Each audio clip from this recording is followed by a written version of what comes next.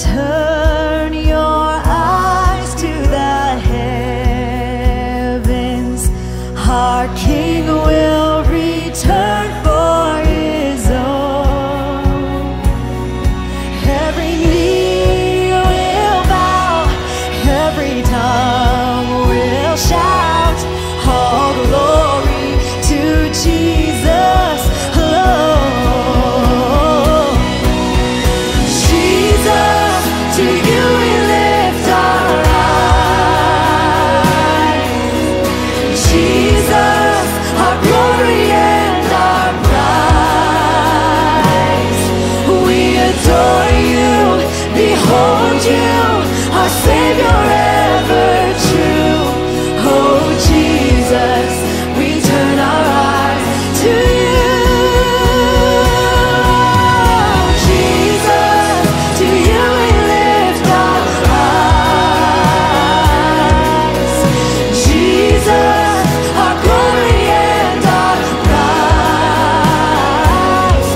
We adore you, behold you, our Savior ever true. Oh Jesus, we turn our eyes to you. Oh Jesus, we turn our eyes to you.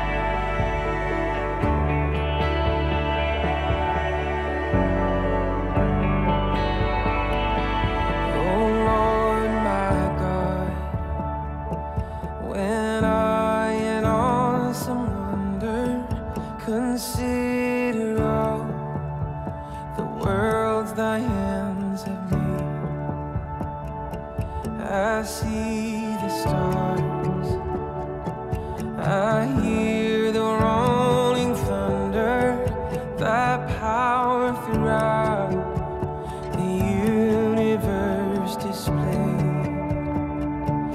Then sings my soul, my Savior God, to thee. How great thou art, how great thou art. Then sings my soul, my Savior God, to thee. How great thou art, how great thou art.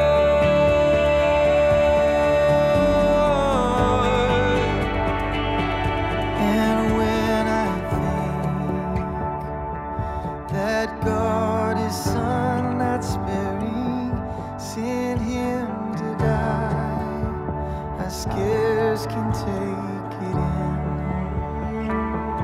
that on the cross, my burden gladly bearing, he bled and died to take away my sin. Then sings my soul, my Savior God, to thee. How great thou art, how great thou art. Then sings my soul, my Savior God, to thee. How great thou art, how great thou art.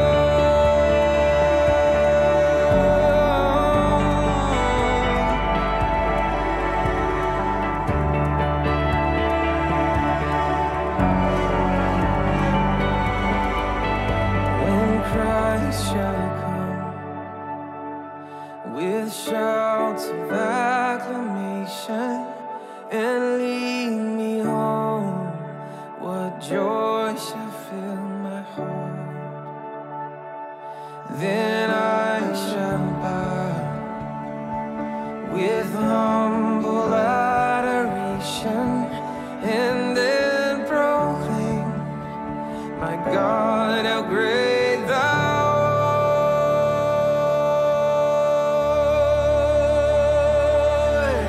Then sings my soul, my Savior God to me. How great thou art, how great thou art. Then sings my soul, my Savior God to me.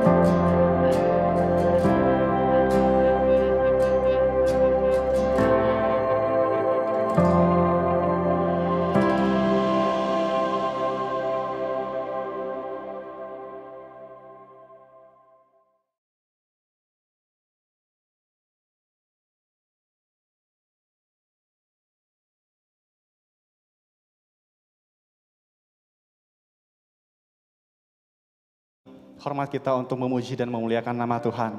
Mari saya undang kita bangkit berdiri bersama-sama. Dalam Mazmur 96 ayat pertama dan kedua berkata, nyanyikanlah nyanyian baru bagi Tuhan. Menyanyilah bagi Tuhan hai segenap bumi. Menyanyilah bagi Tuhan. Pujilah namanya. Kabarkanlah keselamatan yang daripadanya dari hari ke hari. Mari dengan penuh sukacita kita memuji dan memuliakan Tuhan kita, mengabarkan keselamatan setiap hari. Dia adalah Allah yang ajaib, Allah yang mulia, Allah yang agung, yang patut kita puji dan kita tinggikan bersama-sama. Katakan, tak terbayang kebesaran-Mu dan tak banding kekuatan-Mu Tuhan.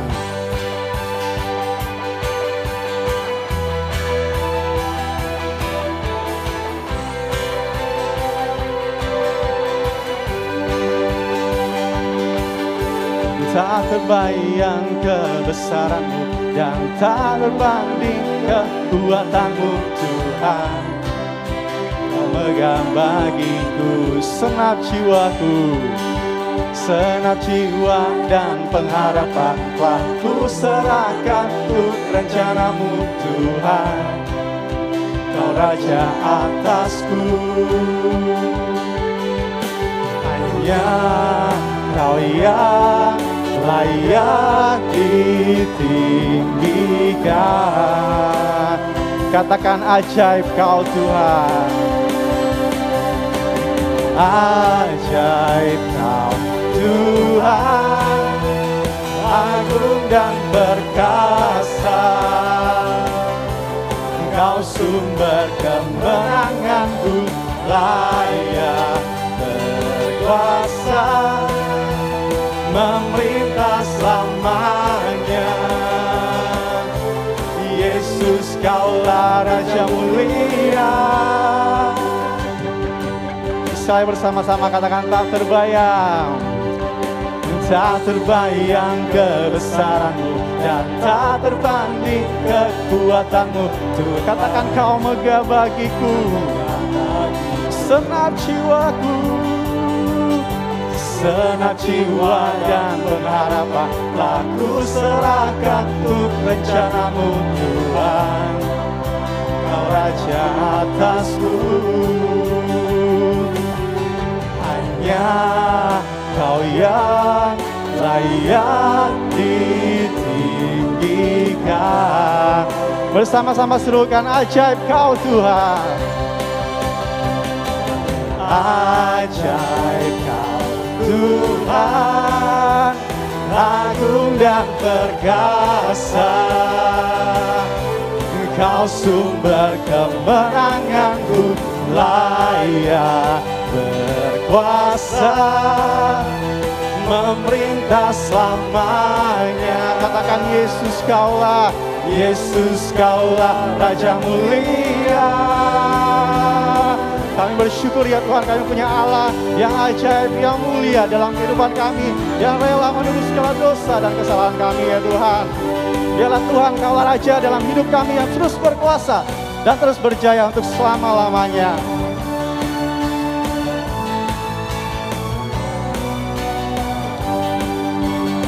Mari kita suruhkan, katakan, Yesus Kaulah Raja dalam hidupku yang boleh berkuasa dan berjaya untuk selamanya. Yesus Kaulah Raja dalam hidupku, berkuasa berjaya untuk selamanya. Yesus Kaulah Raja dalam hidupku, berkuasa berjaya untuk selamanya. Hanya Kau Tuhan, sumber kekuatan. Katakan, kuasa-Mu, kuasa-Mu tercurah bagiku senantiasa.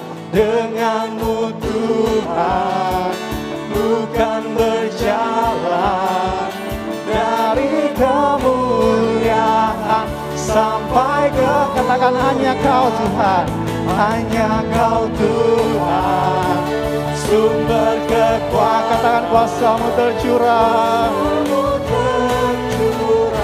bagiku senantiasa. Dengan-Mu Tuhan, bukan berjalan dari kemuliaan Dengan penuh iman sekali katakan, hanya Kau Tuhan, hanya Kau Tuhan, sumber kekuatan, kuasa-Mu tercurah bagiku senantiasa. Dengan-Mu Tuhan, ku kan berjalan dari kemuliaan sampai kemuliaan selamanya.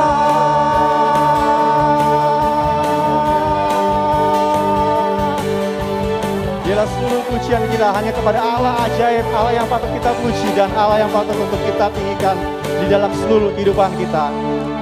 Mari kita satu di dalam doa. Bapa yang surga ya Tuhan, kami bersyukur punya Allah yang begitu besar, begitu ajaib, dan biarlah Engkau terus memerintah dalam kehidupan kami ya Tuhan.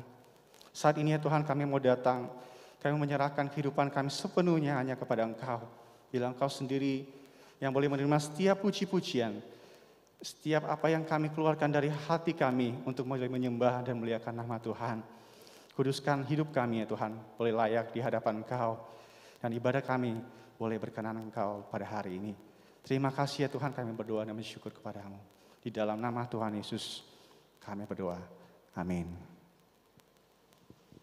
Mari setiap jemaat sekalian, kita sebagai manusia berdosa datang kepada Tuhan untuk mengakui segala kesalahan, pelanggaran, dan dosa-dosa kita yang telah kita buat. Kita datang kepada Yesus, meletakkan setiap beban-beban yang kita pikul, sujud di altar-Nya.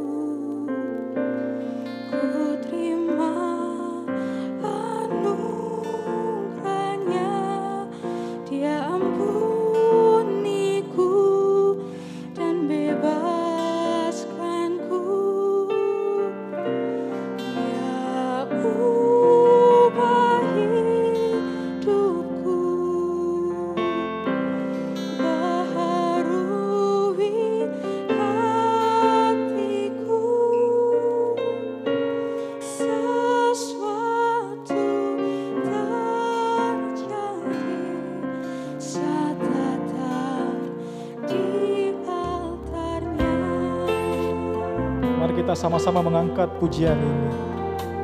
Bila hati terasa benar.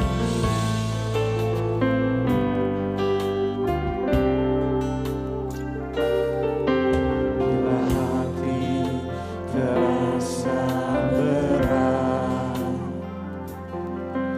tak seorang pun mengerti bebanku. Ku tanya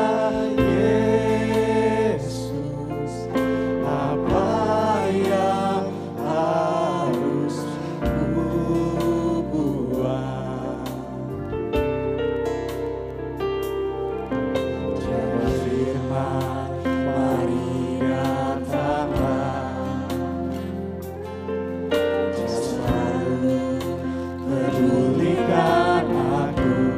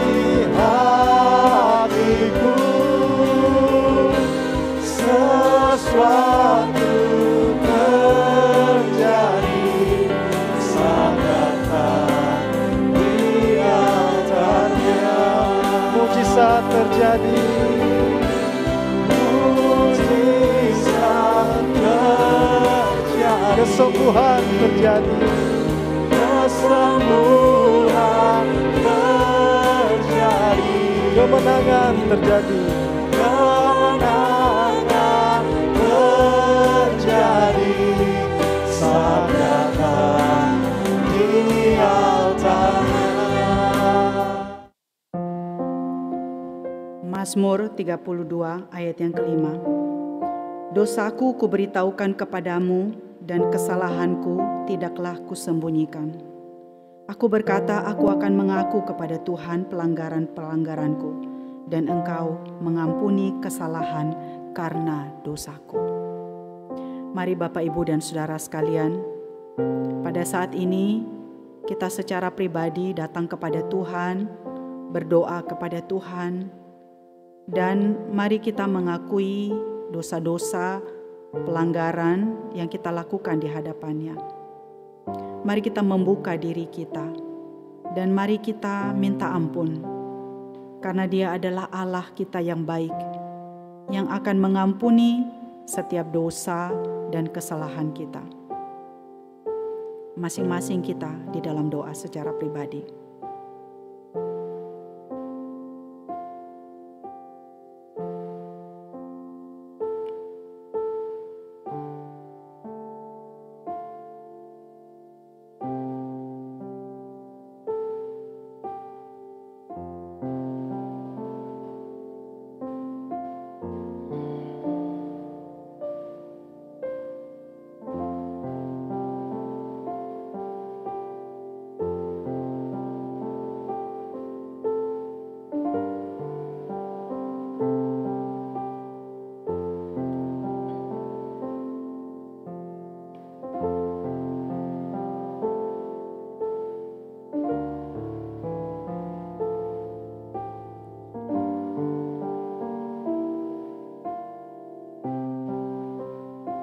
Tuhan, ini kami datang kepadamu di pagi hari ini, Tuhan.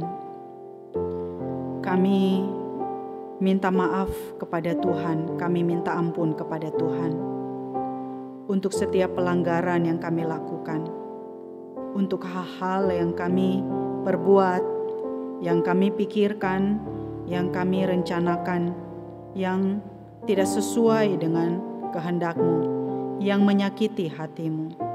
Ampuni kami, Tuhan. Kami minta ampun kepada Tuhan jikalau kami sering sekali kurang percaya, kami kurang iman, kami begitu mudah patah semangat, kami kurang sabar, kami tidak kuat menghadapi kesulitan, kami mungkin bersungut-sungut kepada Tuhan, atau begitu banyak hal yang lain yang kami pikirkan, kami alami, yang kami ekspresikan kepada Tuhan. Ampuni kami atas kelemahan kami dan keterbatasan kami, Tuhan. Kami juga minta ampun kalau kami sebagai anak-anak-Mu, sebagai gereja-Mu, tidak menjadi saksi di tengah-tengah dunia ini. Kami mengecewakan banyak orang lain yang melihat kehidupan kami. Kami membuat orang lain menjadi tidak mau percaya kepada Engkau karena lihat kehidupan kami. Kami minta ampun kepadamu, Tuhan. Ampunilah dosa-dosa kami. Tolonglah kami, Tuhan, supaya kami boleh dikuatkan, kami boleh dimampukan untuk hari demi hari boleh melakukan, Tuhan, apa yang menjadi kehendak-Mu.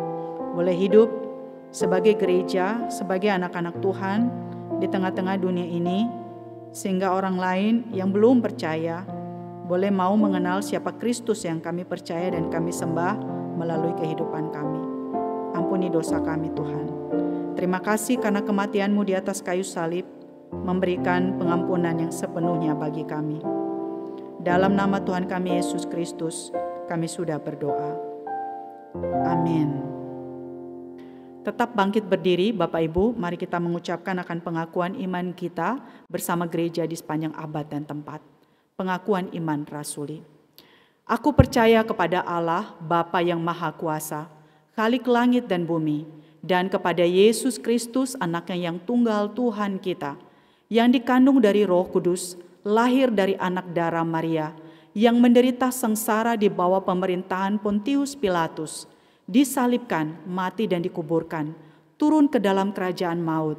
Pada hari yang ketiga, bangkit pula dari antara orang mati, naik ke sorga, duduk di sebelah kanan Allah, Bapa yang Maha Kuasa, dan dari sana ia akan datang untuk menghakimi orang yang hidup dan yang mati. Aku percaya kepada Roh Kudus, gereja yang kudus dan am, persekutuan orang kudus, pengampunan dosa, kebangkitan tubuh, dan hidup yang kekal. Amin. Jemaat dipersilakan untuk duduk. Kita bersyukur karena Tuhan yang mau memulihkan seluruh kehidupan kita. Dan saat ini, bila Tuhan juga boleh membentuk setiap hati kita untuk boleh mencari layak dan berkenan kepada Tuhan.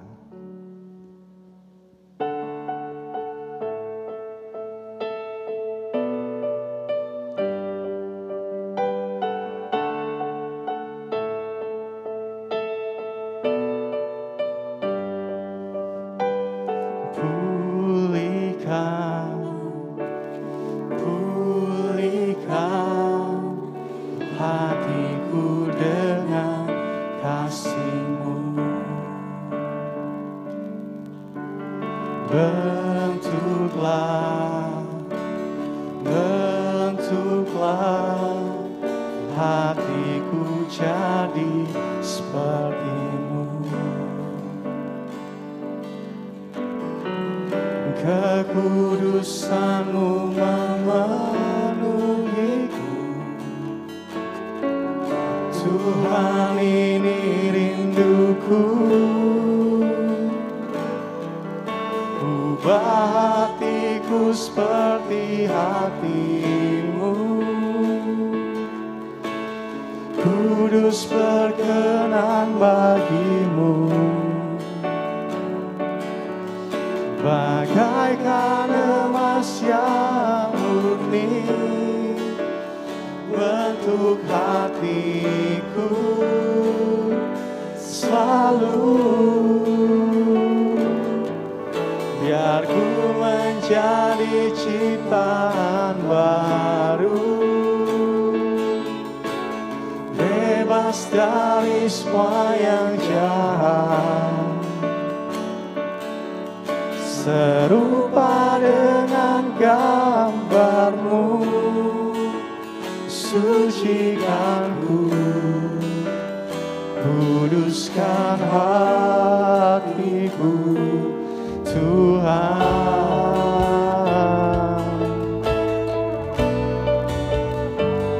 Mari kita akan puji ini sekali lagi. Katakan, pulihkan hatiku dengan kasih-Mu, Tuhan. Pulihkan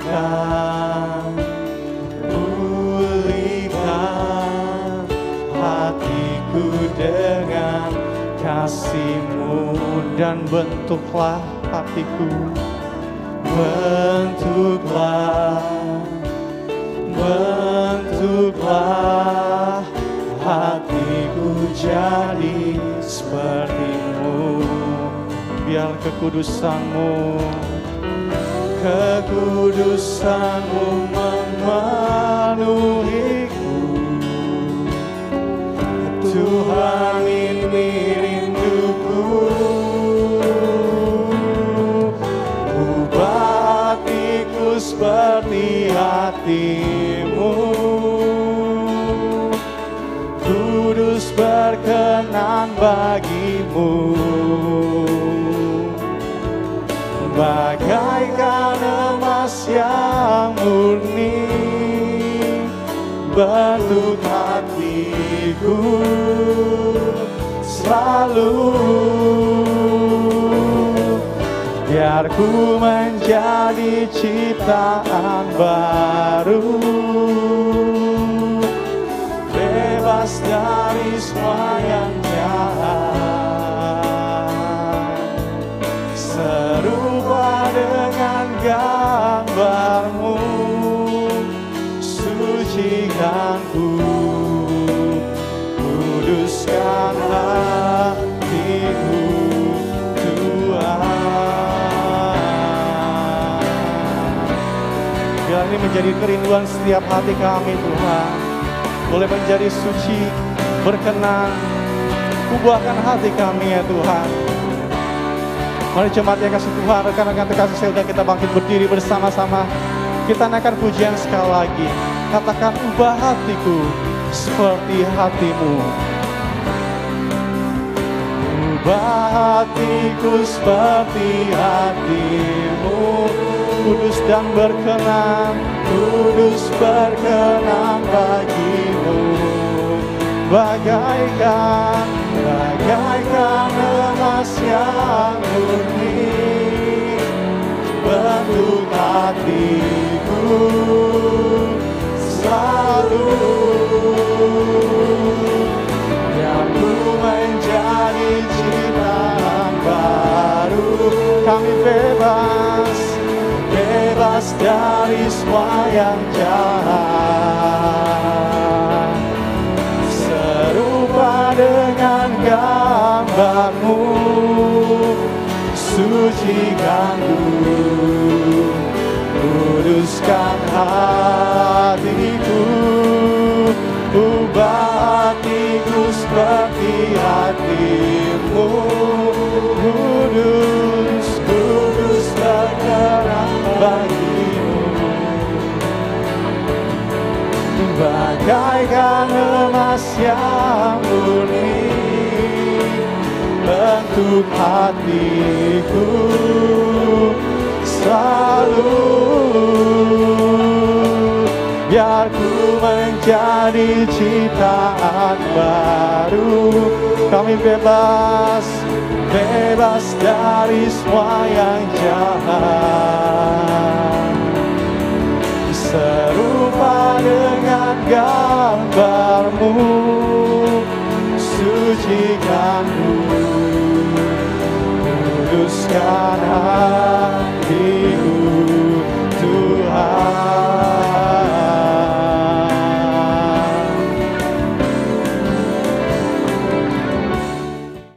Jemaat dipersilakan untuk duduk. Saudara-saudara sekalian, sebelum kita sama-sama mendengarkan, merenungkan firman Tuhan di pagi hari ini, mari kita meminta pimpinan Tuhan terlebih dahulu. Mari kita berdoa. Tuhan, kami mengucap syukur karena hari demi hari Tuhan yang memelihara kehidupan kami. Dan di hari Minggu ini kami bersama-sama datang beribadah kepada Tuhan, walaupun kami berada di rumah kami masing-masing, tapi kami tahu bahwa di tengah-tengah kami Tuhan hadir. Kami akan membaca, kami akan merenungkan firman-Mu. Mohon Tuhan menolong setiap kami, memberikan kami pengertian, sehingga kami boleh mengerti, memahaminya, merasakan sukacita, dan kuasa Tuhan yang menolong memampukan kami untuk bisa melakukannya. Berkati setiap kami pada saat ini Tuhan, dalam nama-Mu kami sudah berdoa. Amin. Saudara-saudara sekalian, pernahkah saudara mendengar ada orang berkata begini, ya? Kami atau saya menyukai Yesus, tapi saya tidak menyukai gereja, ya. Kami mau Kristus, tapi kami tidak mau gereja. Nah, hal-hal seperti ini belakangan ini banyak muncul tulisan-tulisannya di media sosial, ya, dan banyak juga digaungkan oleh orang-orang yang kelihatannya mereka kecewa terhadap gereja. Nah, saya membaca sebuah buku tentang gereja yang ditulis oleh Richard Phillips, saudara. Dia mengatakan begini di dalam bukunya. Bagi banyak orang, kekristenan tidak memerlukan gereja.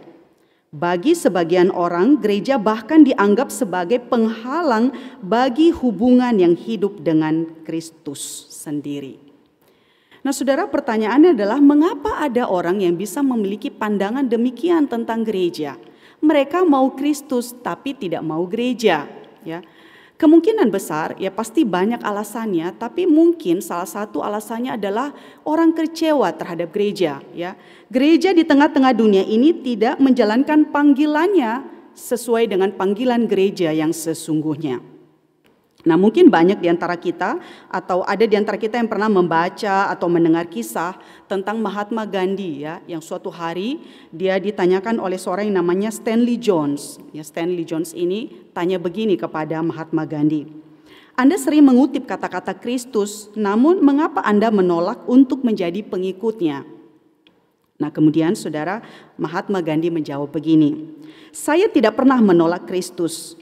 Saya suka Kristus yang Anda percayai, tapi saya tidak suka dengan orang Kristen Anda.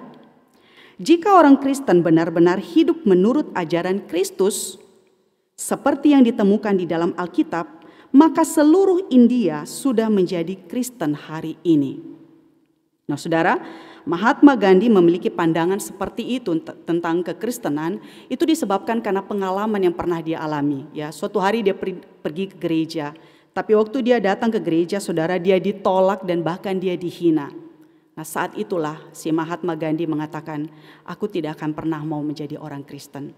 Tapi dia sangat suka kepada ajaran-ajaran Kristus, ya, khususnya ajaran Tuhan Yesus tentang khotbah di bukit. Nah, saudaraku sekalian, kalau kita melihat apa yang dikatakan oleh Alkitab tentang gereja, maka kita melihat bahwa gereja sebetulnya adalah sesuatu yang sangat penting, ya. Boleh dikatakan bahwa gereja dengan Kristus itu tidak bisa dipisahkan. Kristus dengan gereja, ya.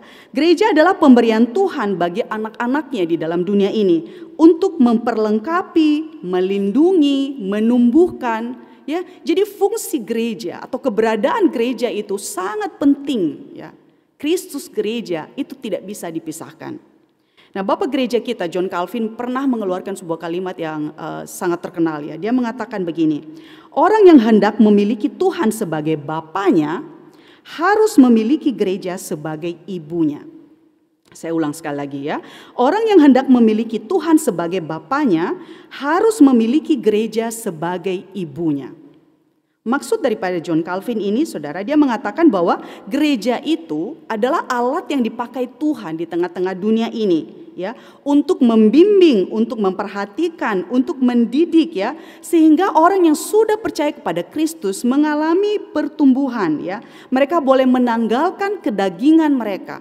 Sehingga orang yang percaya di dalam dunia ini makin mengenal Kristus melalui gerejanya, ya. Nah, jadi saudara, Kristus dan gereja tidak bisa dipisahkan. Orang sebenarnya tidak bisa berkata bahwa saya mau Kristus tapi saya tidak mau gereja. Nah, hari ini tema kita adalah apa itu gereja. Nah, saya mengajak kita untuk membuka Alkitab kita dari Matius pasal yang ke-16. Kita membaca ayat 13 sampai ayat 18 saja, dan nanti saya akan membaca beberapa ayat setelah perikop ini. Matius 16 ayat 13 sampai ayat yang ke-18. Bapak Ibu boleh membuka Alkitabnya bagi yang ada di rumah masing-masing. Pengakuan Petrus. Setelah Yesus tiba di daerah Kaisaria Filipi, ia bertanya kepada murid-muridnya, "Kata orang, siapakah anak manusia itu?" Jawab mereka, "Ada yang mengatakan Yohanes Pembaptis, ada juga yang mengatakan Elia, dan ada pula yang mengatakan Yeremia atau salah seorang dari para nabi." Lalu Yesus bertanya kepada mereka, "Tetapi apa katamu, siapakah aku ini?" Ayat 16, maka jawab Simon Petrus, "Engkau adalah Mesias, anak Allah yang hidup." Nah, kata Yesus kepadanya, "Berbahagialah engkau Simon bin Yunus, sebab bukan manusia yang menyatakan itu kepadamu, melainkan Bapa-Ku yang di sorga. Dan aku pun berkata kepadamu, engkau adalah Petrus, dan di atas batu karang ini aku akan mendirikan jemaatku, dan alam maut tidak akan menguasainya." Saudaraku sekalian, jika kita sungguh-sungguh ingin mengerti sesuatu, ya, salah satu hal terbaik yang bisa kita lakukan adalah mempelajari asal-usulnya atau permulaannya. Nah, 2 tahun yang lalu, Bapak Ibu, saya dikasih sebuah buku yang berjudul Sejarah Masyarakat Tionghoa Makassar. Ya, ini buku tidak banyak, ya, saudara, yang menulis tentang buku ini, ya. Sejarah Masyarakat Tionghoa. Buku ini, saudara, mengisahkan sejarah awal masyarakat Tionghoa yang ada di kota Makassar, ya. Pada mulanya mereka itu datang ke ujung pandang atau ke kota Makassar itu sebagai pedagang, tapi ada juga pada waktu itu, waktu mulai abad ke-17 datang sebagai pengungsi politik. Nah, di dalam buku ini, saudara, diceritakan bagaimana asal mulanya, ya. Dan di situ dikatakan bahwa orang-orang Tionghoa itu sangat dipengaruhi oleh budaya setempat. Tapi mereka juga sangat mempertahankan ya akan itu budaya leluhur mereka. Dan di dalam buku ini dituliskan bagaimana peran mereka, bagaimana kemudian komunitas ini makin berkembang. Jadi jikalau kita ingin mengenal ya, mengetahui orang-orang Tionghoa yang ada di kota Makassar ini seperti apa, maka kita mesti mengerti atau mengenal asal usulnya. Ya, mulai dari abad ke-17 sampai pada zaman abad sekarang ini. Nah, jikalau kita ingin mengerti gereja, maka juga demikian saudara ya. Jika kita ingin memahami gereja, apa arti, apa nilainya, apa prinsip penggeraknya, maka kita harus kembali kepada apa yang dikatakan oleh Alkitab kepada kita ya. Mulai dari Perjanjian Lama sampai Perjanjian Baru. Ya. Kita memahami bahwa saudara, kalau kita melihat di dalam Alkitab, gereja mula-mula itu dibentuk pada zaman Perjanjian Baru ya, di zaman Kristus ya, di zaman Tuhan Yesus. Nah, kata gereja itu dikatakan gereja itu dari kata eklesia yang artinya dipanggil keluar atau dikumpulkan oleh Allah sebagai miliknya yang istimewa. Nah, saudara, tetapi sebetulnya gereja itu akarnya sudah mulai ada di dalam Perjanjian Lama. Ya. Walaupun gereja mula-mula kita pahami itu terbentuk di zaman Perjanjian Baru, yaitu zaman Kristus, tapi akar daripada gereja itu sebetulnya sudah ada di dalam Perjanjian Lama. Ketika kita membaca Alkitab kita dan kita menemukan kata jemaah atau hari perkumpulan, ya misalnya ketika bangsa Israel berkumpul di Gunung Sinai, kata yang dipakai di situ adalah kata kahal, saudara, yang memiliki arti sama dengan eklesia tadi, yaitu gereja. Ya, yang eklesia itu artinya adalah dipanggil keluar atau dikumpulkan oleh Allah untuk menjadi milik kepunyaannya. Nah, tapi sebetulnya kita bisa menarik benang merahnya saudara mulai dari kitab Kejadian pasal yang ke-12 ya. Kejadian 12 mencatat Tuhan memanggil Abram ya untuk keluar dari rumahnya, keluar dari sanak saudaranya, dari negerinya ke suatu tempat yang akan ditujukan oleh Allah kepadanya. Dan Tuhan berjanji kepada Abram ya, aku akan membuat engkau menjadi bangsa yang besar, aku akan memberkati engkau. Nah, janji ini kemudian diulang terus kepada anak daripada Abram, kepada Ishak ya, kepada Yakub ya, dan diulang kepada bangsa Israel ketika mereka menjadi budak di Mesir. Tuhan bilang lagi, aku akan membawa engkau keluar dari tanah ini menuju suatu tempat yang sudah dijanjikan kepada nenek moyangmu.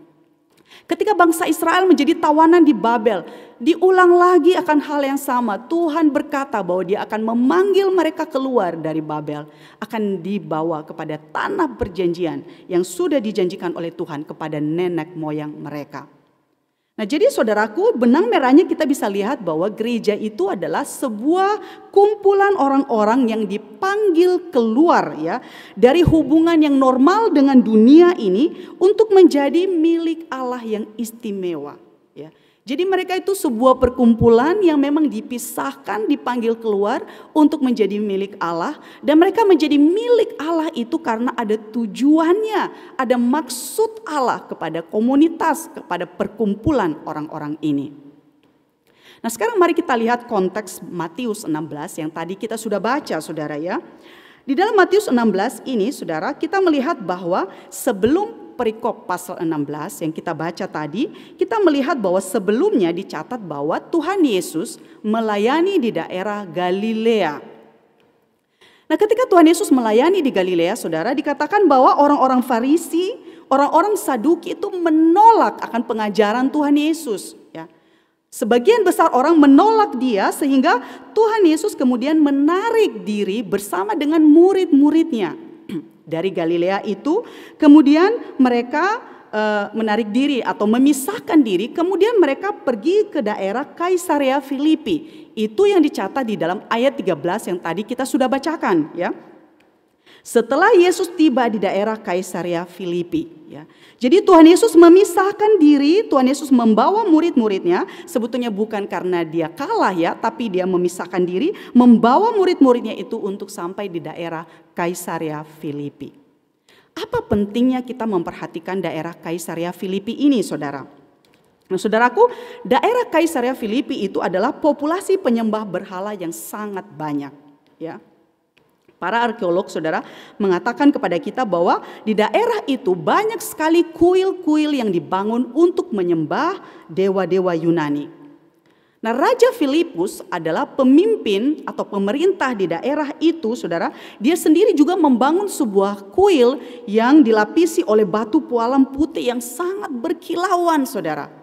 Dan kuil yang begitu indah, begitu megah ini, dia sengaja bangun untuk menjadi sebuah penyembahan ya, penghormatan ya kepada Kaisar Agustus, Kaisar Roma ya, dan dia menamakan tempat itu Kaisaria Filipi. Nah, jadi daerah yang disebut sebagai Kaisaria Filipi itu saudara terdiri dari penyembah berhala, orang-orang Yunani yang dalam sejarah itu orang-orang yang filosofis ya, orang-orang memikirkan filsafat, kemudian orang-orang Roma, semua berkumpul numplek di situ di daerah Kaisaria Filipi. Nah, ada yang mengatakan bahwa daerah Kaisaria Filipi itu adalah semacam anak sungai kepercayaan yang berbeda-beda, kemudian semua bermuara numplek di dalam satu tempat, yaitu daerah Kaisaria Filipi. Nah, disinilah Tuhan Yesus membawa murid-muridnya dan disinilah Tuhan Yesus menantang mereka dengan pertanyaan tentang siapa dirinya di daerah Kaisaria Filipi ini. Nah, dengan latar belakang ini saudara kita melihat asal-usul gereja ya, di mana pada bagian ini kita menemukan sebuah pengakuan iman yang agung yang dalam hal ini diucapkan oleh Simon Petrus dan kita melihat sebuah prinsip yang agung saudara tentang gereja. Nah, mari kita lihat pengakuan iman apa yang dikatakan oleh Simon Petrus ya. Tuhan Yesus berkata ya, setelah dia tiba di Kaisaria Filipi itu, kata orang, siapakah anak manusia itu? Nah, kemudian murid-murid menjawab, ada yang mengatakan bahwa engkau adalah Yohanes Pembaptis, ada yang mengatakan engkau adalah Elia, ada yang mengatakan bahwa engkau adalah Yeremia atau salah seorang di antara para nabi. Nah, saudara, hal ini sebetulnya jawaban ini mirip dengan zaman sekarang ini ya, di mana kita melihat bahwa banyak orang memiliki pandangan yang berbeda-beda tentang siapa Yesus ya. Dia ini adalah si ini, dia itu si itu begitu ya. Demikianlah juga orang memandang siapa Yesus, siapa Kristus pada waktu itu. Nah, kemudian disitulah Tuhan Yesus menantang sebuah pertanyaan yang harus dijawab secara pribadi oleh murid-muridnya. Tetapi menurutmu siapakah aku ini? Nah, Simon Petrus saudara yang memberikan jawabannya. Engkau adalah Mesias, anak Allah yang hidup. Tuhan Yesus menjawab, berbahagialah engkau Simon bin Yunus, sebab bukan manusia yang menyatakan itu kepadamu, melainkan Bapa-Ku yang di sorga. Dan aku pun berkata kepadamu, engkau adalah Petrus, dan di atas batu karang ini aku akan mendirikan jemaatku, dan alam maut tidak akan menguasainya. Nah, saudara, apakah artinya ini? Pertama, saudara, Petrus memberikan pengakuan bahwa Yesus itu adalah Mesias. Ya. Petrus mengatakan bahwa dialah yang dinantikan oleh seluruh perjanjian lama yang akan membawa keselamatan dan pengharapan bagi Israel. Kita tahu ya saudara, bahwa di dalam seluruh perjanjian lama, salah satu hal yang selalu terus-menerus diulang terus-menerus dari awal penulisan Alkitab perjanjian lama sampai akhir dari perjanjian lama itu, yaitu tentang janji akan datangnya Mesias pada waktu yang akan datang. Mesias itu yang akan menyelamatkan, dialah yang akan membawa pengharapan bagi Israel. Dan itulah yang dikatakan oleh Petrus di sini. Engkau adalah Mesias. Ya, yang sudah dijanjikan itu di dalam perjanjian lama. Engkau yang membawa keselamatan dan harapan bagi orang-orang Israel dan juga pengharapan bagi kita pada zaman sekarang ini. Nah, saudaraku, seperti pengakuan yang diberikan oleh Petrus itu, pada saat ini sesungguhnya kita dipanggil untuk memiliki kepercayaan seperti yang dikatakan oleh si Simon Petrus ini. Kita dipanggil saudara untuk mempercayai dia ya. Bukan hanya mengaguminya sebagai seorang pribadi yang luar biasa ya. Bukan hanya mengakui dia sebagai seorang guru dengan pengajaran-pengajarannya yang luar biasa ya. Tetapi mengikuti dia, mengakui dia, menerima dia, menyembah dia sebagai Tuhan, sebagai juru selamat ya, yang menyelamatkan kita dan yang memberikan pengharapan yang sejati kepada kita. Nah, saudara, yang kedua adalah Di atas pengakuan iman itulah gereja dibangun, ya. Kita melihat itu dari perkataan Tuhan Yesus kepada Simon Petrus, ya. Tuhan Yesus berkata, "Engkaulah Petrus, dan di atas batu karang ini aku akan mendirikan jemaat atau mendirikan gerejaku." Saudaraku, batu karang yang disebut di sini, ya, bukan hanya mengacu kepada Petrus saja, tapi bicara tentang Petrus di dalam kapasitas pengakuan imannya, ya. Jadi bukan Petrusnya, tapi pengakuan imannya ketika dia mengatakan, "Engkau adalah Mesias, anak Allah yang hidup." Di atas pengakuan inilah gereja dibangun. Nah, saudara, kenapa penting kita memperhatikan akan hal ini, ya? Kita melihat bahwa ada pandangan yang mengatakan bahwa dari perkataan Tuhan Yesus kepada Simon Petrus ini, artinya adalah Kristus membangun gereja di atas Petrus dan para penerusnya. Nah, kita kurang sepakat, ya, atau kita kurang menerima akan pandangan ini, ya. Karena sebetulnya tidak ada catatan di dalam Perjanjian Baru yang mengatakan bahwa Petrus itu adalah dasar gereja. Dasar gereja adalah Yesus. Dan di dalam khotbah-khotbah Petrus berikutnya kita melihat bahwa dia mengatakan bahwa Tuhan Yesus atau Kristus itu adalah fondasi daripada gereja. Dasar daripada gereja adalah Kristus sendiri, bukan Simon Petrus, ya. Nah, saudara, kalau kita bicara dasar atau fondasi, paling gampang mengertinya adalah kalau kita melihat sebuah bangunan, ya. Kalau kita membangun, maka kita letakkan fondasi atau dasar terlebih dahulu, ya. Ketika fondasi sudah diletakkan, saudara, baru bangunan itu dibangun di atasnya. Jadi Yesus itu adalah dasar atau fondasi. Nah, di dalam 1 Korintus pasal 3 ayat yang ke-11, ya, di situ Paulus mengatakan, "Karena tidak ada seorang pun yang dapat meletakkan dasar lain daripada dasar yang telah diletakkan, yaitu Yesus Kristus." Nah, saudara, Yesus adalah dasar gereja. Nah, gereja, saudara, adalah kumpulan orang-orang berdosa. Kumpulan, ya. Jadi gereja bukan bangunannya, walaupun ada arti yang mengacu ke situ bahwa gereja adalah bangunan atau organisasinya. Tapi arti utamanya adalah gereja itu kumpulan orang-orang yang berdosa, yang dosanya telah ditebus oleh Kristus melalui kematiannya. Kumpulan orang banyak ini, saudara, yang maksudnya adalah jikalau ada kumpulan orang banyak yang didirikan atas dasar yang lain, ya, bukan atas dasar Kristus, maka itu bukan gereja. Ya, jadi kalau orang banyak berkumpul, tapi dasar dari perkumpulan itu bukan Kristus, maka itu bukanlah gereja. Apapun namanya, saudara, ya. Kita melihat bahwa gereja itu adalah sebuah perkumpulan yang disatukan oleh iman kepada Kristus yang disalibkan, ya, yang telah bangkit, dan itulah gereja, bagian daripada gereja, komunitas itu, ya, apapun latar belakang atau label daripada denominasinya. Yang ketiga, saudara, kita melihat di sini Tuhan Yesus mengatakan, "Dan alam maut tidak akan memisahkannya." Nah, saudara, kita melihat di sepanjang sejarah, ya, gereja menghadapi begitu banyak tantangan, ya, begitu banyak masalah dan juga serangan daripada si iblis, ya. Kalau kita melihat sejarah gereja, ada begitu banyak hal seperti itu. Namun, saudara, selain daripada serangan daripada iblis, sebetulnya ada begitu banyak serangan lain yang diberikan kepada gereja, ya. Misalnya salah satunya adalah serangan dalam bentuk intelektual, ya. Kita melihat bahwa begitu banyak orang-orang di dalam dunia ini, orang ateis, ya, yang memberikan serangan-serangan terhadap iman kekristenan, yang secara terang-terangan melalui seminar, ya, melalui perkumpulan-perkumpulan. Banyak juga para filsuf, para ateis yang menulis buku. Ada begitu banyak, saudara. Nah, salah satu ateis yang terkenal itu adalah seorang ateis Prancis yang bernama Voltaire, saudara. Saya mengutip dia karena sangat menggambarkan akan apa yang dikatakan oleh Tuhan Yesus di sini, di mana Tuhan Yesus mengatakan bahwa alam maut itu tidak akan menguasai gereja. Maksudnya begini, saudara. Voltaire ini adalah seorang ateis, ya, dia sangat membenci kekristenan.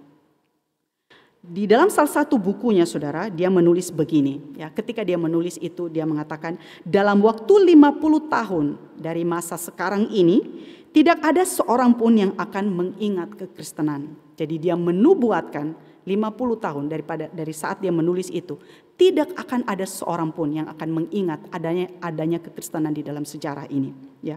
Kemudian dia mengatakan dalam waktu 20 tahun kekristenan itu tidak akan ada lagi. tanganku sendiri yang akan menghancurkan bangunan yang dibangun oleh 12 rasul itu. Berani sekali ya dia saudara. Dan dia sebetulnya sangat benci kepada kekristenan.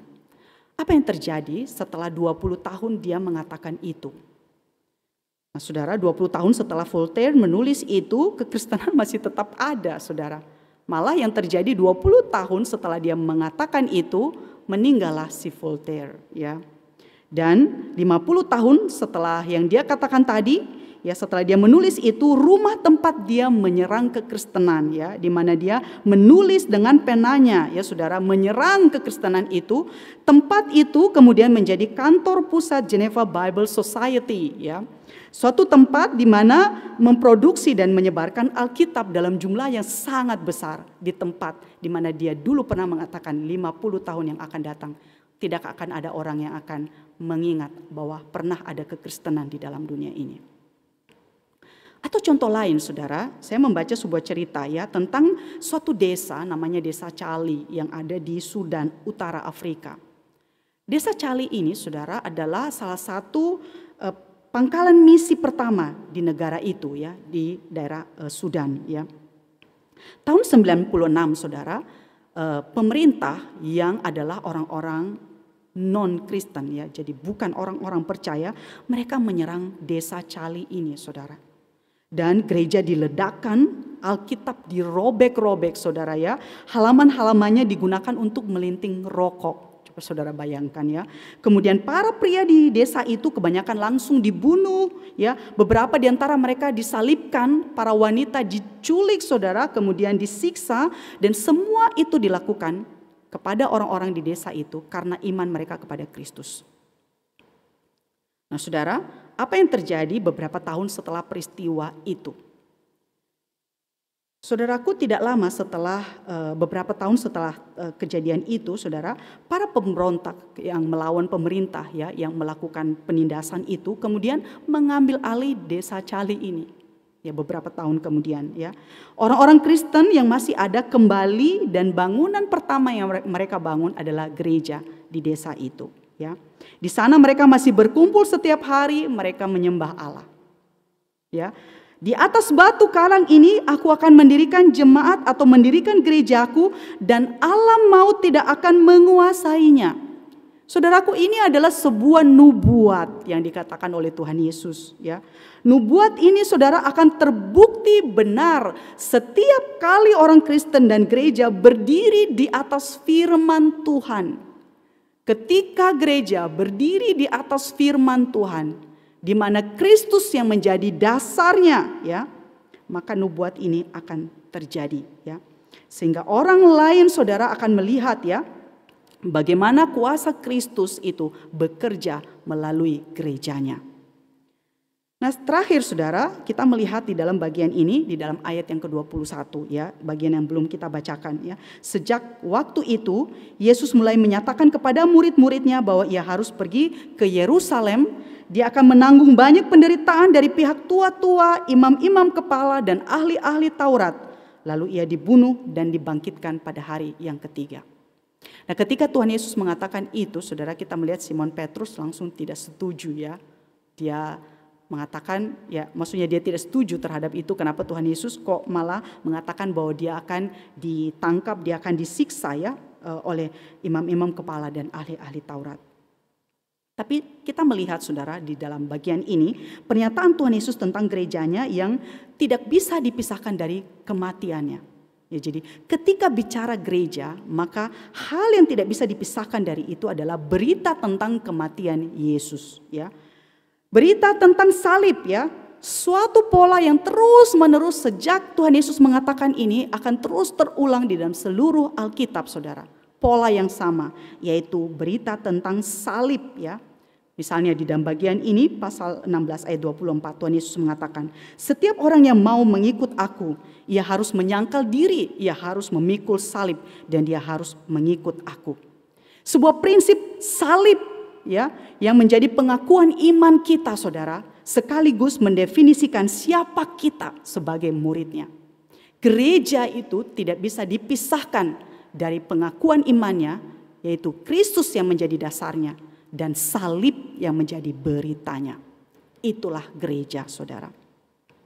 Nah, salib ini kita lihat bahwa setelah hal ini dicatat nanti di beberapa suratnya, Paulus, saudara, terus-menerus menekankan dengan gigih ya tentang gereja yang mula-mula dibangun tentang berita salib ini, ya. Ketika orang-orang, saudara, pada waktu itu menginginkan berita yang lain, berita yang berbeda, ya. Di dalam 1 Korintus pasal 1 ayat 22-23. Paulus mengatakan, orang-orang Yahudi menghendaki tanda, orang-orang Yunani mencari hikmat, tetapi kami memberitakan Kristus yang disalibkan. Nah, kemudian saudara, di gereja di Galatia, ketika orang-orang di zaman itu, saudara, mereka ingin memperluas gereja dengan hikmat dan prestasi dunia, ya. Mereka ingin memakai cara-cara yang lain. Paulus kembali menegaskan, ya, di dalam Galatia pasal 6 ayat 14. Tetapi aku sekali-kali tidak akan bermegah selain dalam salib Tuhan kita Yesus Kristus, sebab olehnya dunia telah disalibkan bagiku dan aku bagi dunia. Saudara, salib adalah prinsip yang mulia, ya, dan itu menjadi pegangan kita bagi gereja yang harus kita pegang teguh ketika kita bicara tentang gereja, tentang diri kita orang-orang percaya, tentang perkumpulan orang-orang percaya yang ada di dalam dunia ini. Itulah asal-usul gereja, saudara, ya. Ketika Tuhan Yesus mengatakan bahwa dia akan membangun gerejanya di atas pengakuan yang disebutkan oleh Simon Petrus itu. Dan di mana Tuhan mengatakan berita daripada gereja itu adalah tentang salib, tentang kematian, tentang penderitaan. Kita mengerti, saudara, bahwa kalau gereja dibangun atas hal itu, maka prinsip ini, saudara, sampai pada detik ini seharusnya kita sebagai gereja terus pegang dan kita tidak bisa pisahkan daripada kehidupan kita. Mari kita ingat, saudara, bahwa prinsip inilah yang membuat kita gereja harus ada sampai saat sekarang ini, ya. Mari kita jangan tergoda oleh hal-hal yang lain yang lebih menarik, ya, bagi orang-orang dunia pada zaman sekarang ini. Khususnya ketika kita melihat hiburan itu mendominasi, ya, menjadi hal yang dipakai untuk menarik orang-orang di dalam dunia ini, ya, untuk menjadi cara-cara supaya orang banyak datang di gereja, ya. Mari kita jangan tergoda terhadap hal itu.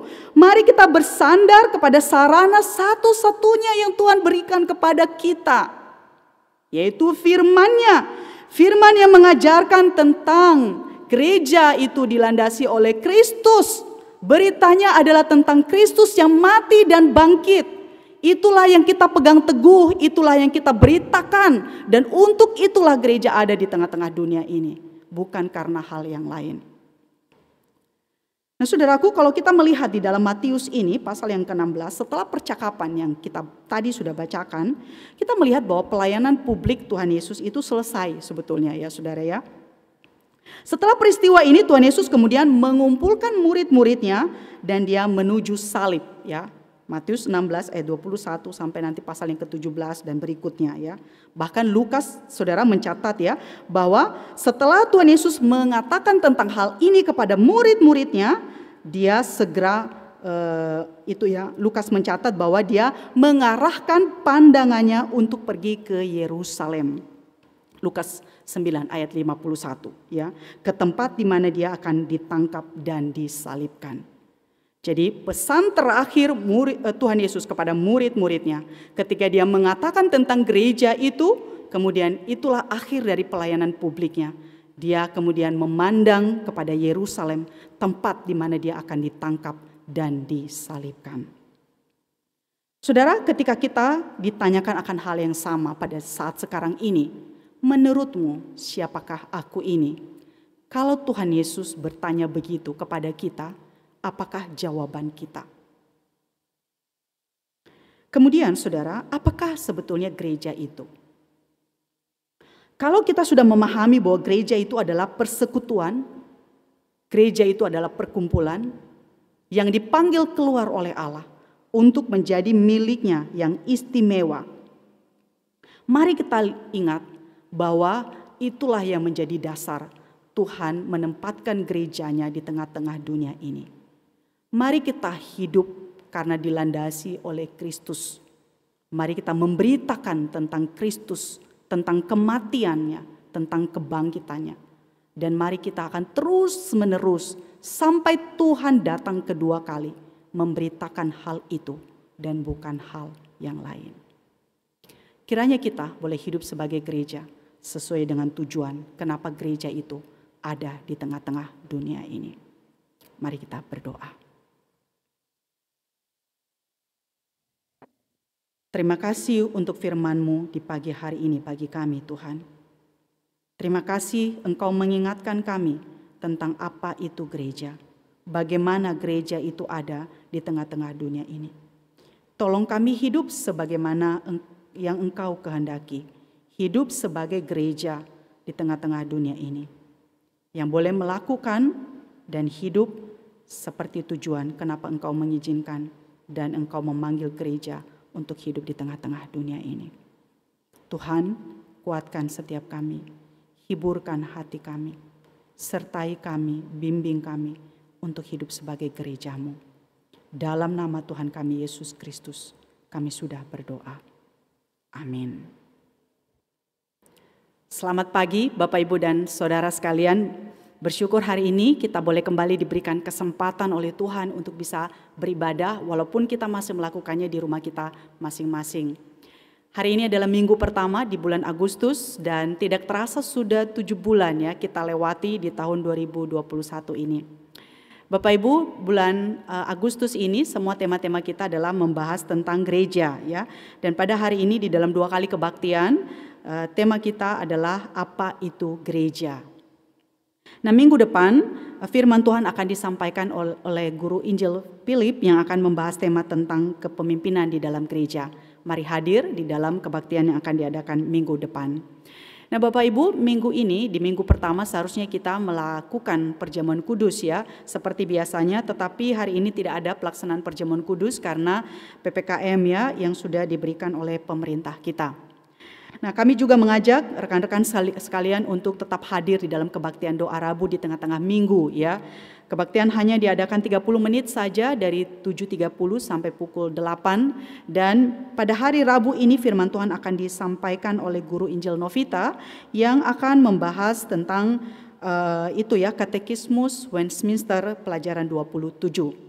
Mari hadir Bapak Ibu dan Saudara sekalian, mari doa sama-sama, mari kita mengambil bagian untuk mendoakan ya hal-hal yang sedang terjadi pada saat ini di dunia, di Indonesia dan juga di dalam gereja kita. Kiranya kita dipakai oleh Tuhan untuk menjadi pendoa syafaatnya. Di dalam minggu ini, tanggal 1 Agustus, kelas katekisasi periode kedua akan dibuka dan dimulai. Jadi bagi Bapak Ibu yang ingin dibaptis atau CD di bulan Desember nanti atau hanya sekedar ingin memperdalam doktrin Kristen, mari hadir di dalam kelas katekisasi yang akan dilakukan secara online via Zoom. Minggu ini, hari ini pukul 16.30. Segera daftarkan diri Anda melalui tata usaha gereja. Nah, pada hari ini juga Bapak Ibu seperti yang sudah diwartakan minggu lalu dan minggu ini di dalam warta kita khususnya bagi Bapak Ibu yang menerima e-warta sudah disertakan akan nama-nama calon pengurus komisi dan supidang tahun 2021 dan 2022. Mari doakan mereka dan Bapak Ibu boleh memperhatikan nama-nama yang tercantum di situ dan jikalau ada keberatan silakan menyampaikannya secara tertulis kepada Majelis GKY Makassar. Berita yang terakhir Bapak Ibu, ada kegiatan dari bidang pelayanan sosial yaitu gerakan saling membantu. Nah, gerakan saling membantu ini adalah di dalam rangka menghadapi COVID yang sedang terjadi saat ini ya, akan diadakan bantuan di dalam bentuk menyediakan makanan ya atau mengarahkan jemaat atau simpatisan yang terpapar COVID untuk berkonsultasi dengan tim dokter, membantu menyediakan obat-obat yang dibutuhkan dan dalam keadaan darurat ya GKI Makassar juga bisa meminjamkan tabung oksigen bagi jemaat atau simpatisan yang membutuhkan. Nah, semuanya ini tentu harus berkoordinasi dengan tim pelayanan sosial, namun kami mengajak seluruh jemaat untuk bisa mengambil bagian di dalam gerakan saling membantu ini dengan menyampaikan atau menyalurkan dana ke nomor rekening gereja yang tercatat di layar kita ya, BCA atas nama Gereja Kristus Yesus Makassar dengan memberikan catatan bantuan COVID. Mari sama-sama Bapak Ibu kita bergandengan tangan menghadapi pandemik ini ya. Kita mengambil bagian kita sebagai masyarakat, pemerintah kita juga sudah melakukan apa yang menjadi bagiannya, kita melakukan apa yang menjadi bagian kita, taat prokes dan kita juga memberikan bantuan, mengambil bagian dengan memberikan bantuan yang kita bisa berikan kepada mereka yang membutuhkan. Kiranya Tuhan menolong setiap kita, demikian warta pada pagi hari ini.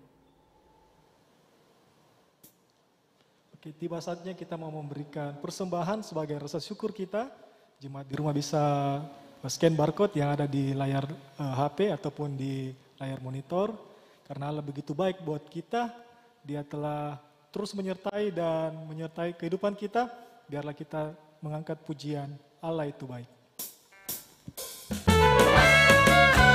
Sambil bersuka cita penuh semangat dan sambil memberikan rasa syukur kita angkat pujian ini.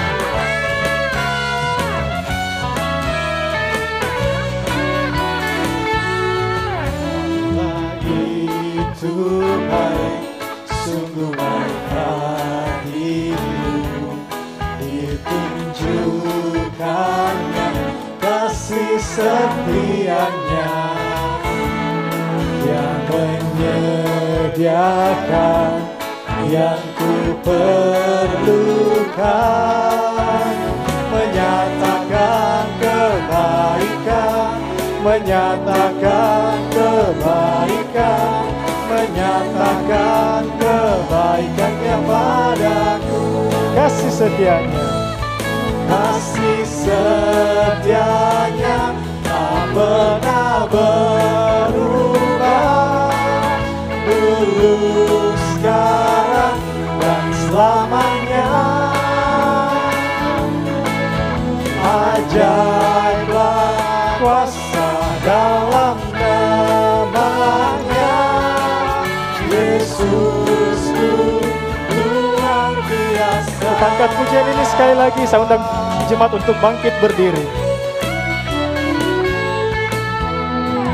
Itu baik, sungguh baik bagiku, ditunjukkannya kasih setianya yang menyediakan yang ku perlukan, Menyatakan kebaikan, menyatakan kebaikan, menyatakan kebaikan, menyatakan kebaikannya padaku. kasih setianya, Kasih setianya tak pernah berubah,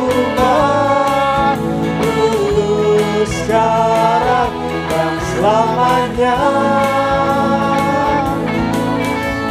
Ajaiblah kuasa dalam namanya, Yesusku luar biasa. kasih setianya, kasih setianya tak pernah berubah, dulu, sekarang, dan selamanya. Ajaiblah kuasa dalam namanya, Yesusku luar biasa. Yesusku luar biasa. Yesusku luar biasa. Sekali lagi kita katakan Yesusku luar biasa. Yesusku luar biasa.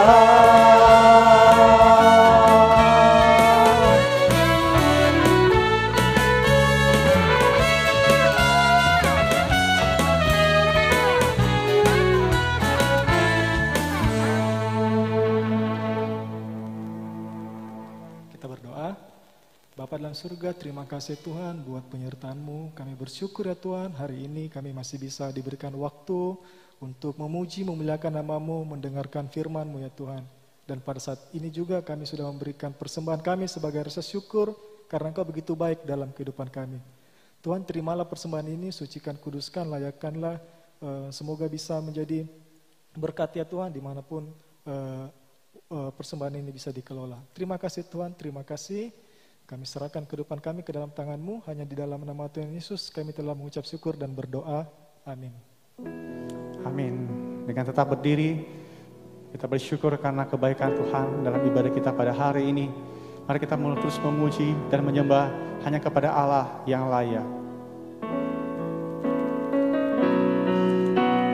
Layak dipuji, disembah, Kaulah yang bertata dulu, sekarang, dan selamanya. Raja atas segala raja, nama-Mu besar termulia.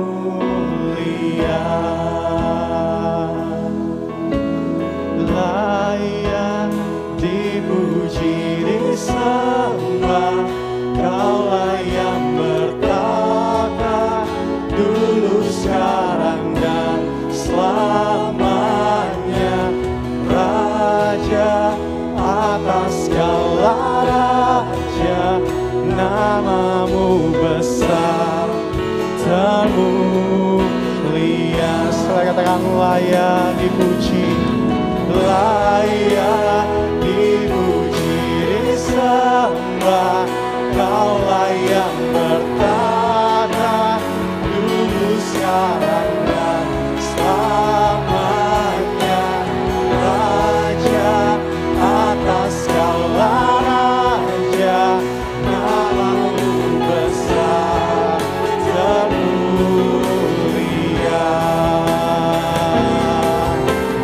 Layak dipuji, disembah, Kaulah yang bertata dulu, sekarang, dan selamanya. Raja atas segala raja, nama-Mu besar termulia. Sebab nama-Mu besar termulia, nama-Mu besar termulia. Bapak, Ibu, dan Saudara sekalian, kita akan mengakhiri ibadah kita pada hari ini. Mari kita menerima berkat daripada Tuhan. Kasih karunia dari Tuhan kita Yesus Kristus, kasih dari Allah Bapa, penyertaan dari Allah Roh Kudus, kiranya menyertai, memampukan kita untuk hidup sebagai gerejanya di tengah-tengah dunia ini, mulai sekarang sampai selama-lamanya, sampai Kristus datang kedua kali. Amin.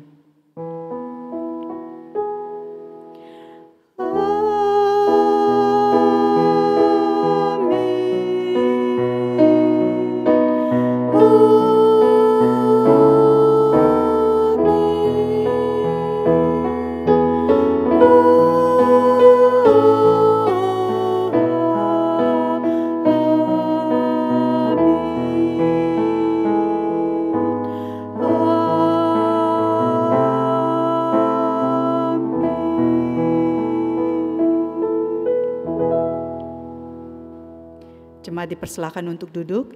Bagi yang belum menyelesaikan persembahan, bisa menyampaikan persembahannya. Tuhan memberkati setiap kita. Amin.